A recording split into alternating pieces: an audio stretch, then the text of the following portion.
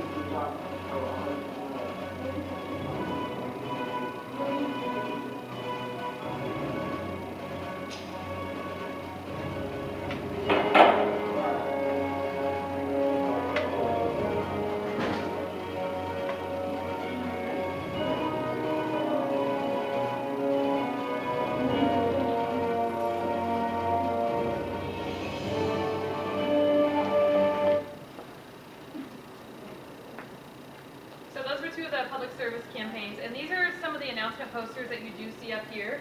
And these over here are strategic, this one is honors. And yes, we understand they're not perfect, but if you look at them, the work that went behind this, and what had to be done to get this done, and the whole group that was doing their part just to get this done, as what you see up here, took a lot of engagement and just hard work that goes behind this. The research that they had to do, the brochure that they had to put together before they put this piece together. And then they had to obviously pick their topic of teen violence, so you'll see they're each a different topic. And then the brochures that you do see up here on the stairs, these are a mix of honors and strategic. They put a lot of heart into these. So we'll let you guys take a look. So at this time, we'd like to open it up for questions and answers. Please ask anything. Open books. When you said that you thought you were doing it, you realized you really weren't, what were the things that stood out the most? So my colleague who works at Willard and I often do, in the beginning of the year, we do this whole unit on the importance of education, and the students create a video on a character who shows power. And we thought that was project-based learning. But project-based learning is a very specific, It's very, you have to follow like beginning, middle, end. right, it's Steps. guided by inquiry, questions. The students really create their own questions. They become their own teachers in a way. They select the text that they read. They decide on what they create. I mean, students, they didn't necessarily have to do the brochure in a specific way. Many of them chose different ways to create the brochure. Same thing, they either chose between a poster, a public service announcement, but they could have done something else, and we made it very open to them. It's really very, very student-centered. It's like an overarching theme or an overarching topic that they have to stay within, but then it's customized for a group on how they get to that goal. And it has to have greater meaning within their own personal lives. They have to be able to make meaning with the content. And another piece of it is the presentation piece where they present to the community. And also last year, my team, we thought we were doing PBL. Every unit we created, we would come up with some unit that we customized, and then at the end have the kids creating. And we're like, oh, well, we're doing part of PBL already because the kids are creating. We're the guides decide. We're stepping back. We're giving them, we're giving them the floor. That wasn't it. So we just thought, if the kids create, we step back, we give them an essential question, we're done. But it wasn't. They still have to present to the community. They still have to come up with a higher order thinking. They still have to guide their own learning. They have to. It's not a paint by numbers project. It's a very personal project. And if you look at the brochures, you'll see some of them are similar because the kids did help one another and they did collaborate with each other. But they range with the content, photos. It's a very personal learning experience, very personalized. Yeah. Great question. Any other questions? As English teachers, there's lots of ways to teach reading and writing, and just as teachers, period. But through this process, you guys talked about some of the other things they learned and how they grew. Do you guys find that they grew more as people through project-based learning as opposed to other types of learning experiences you've given your students? I feel that the 4 C's is huge in project-based learning. It allows them to create at the end. It allows them to collaborate during. They're critically thinking throughout the whole entire thing. They're communicating.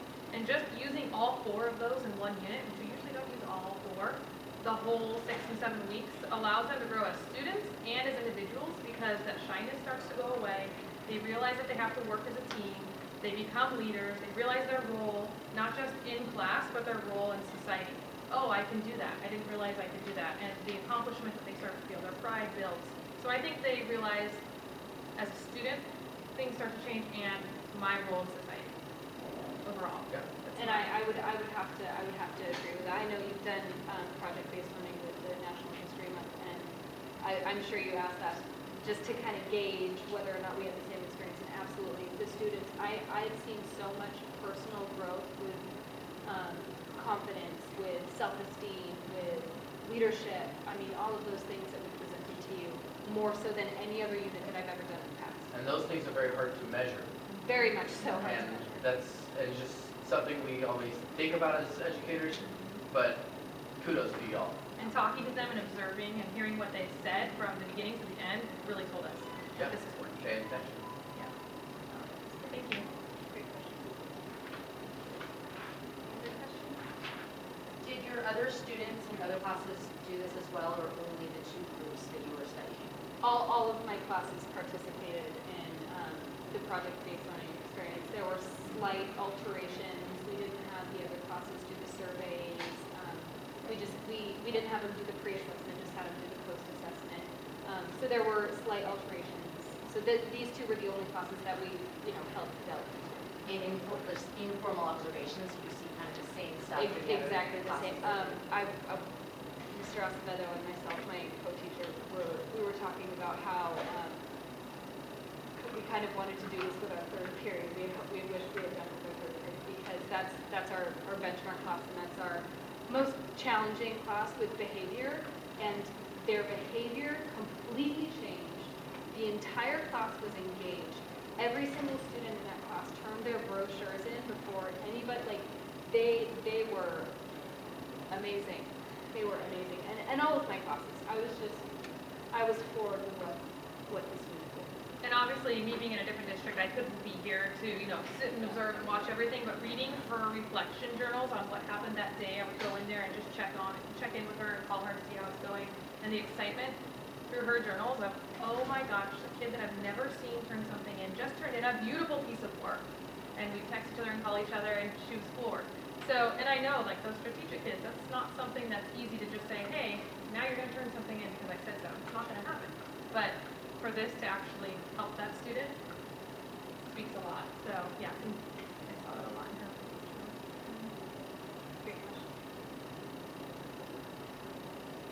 I'm sure there's lots of things you would want to tell somebody who's maybe venturing in this for the first time.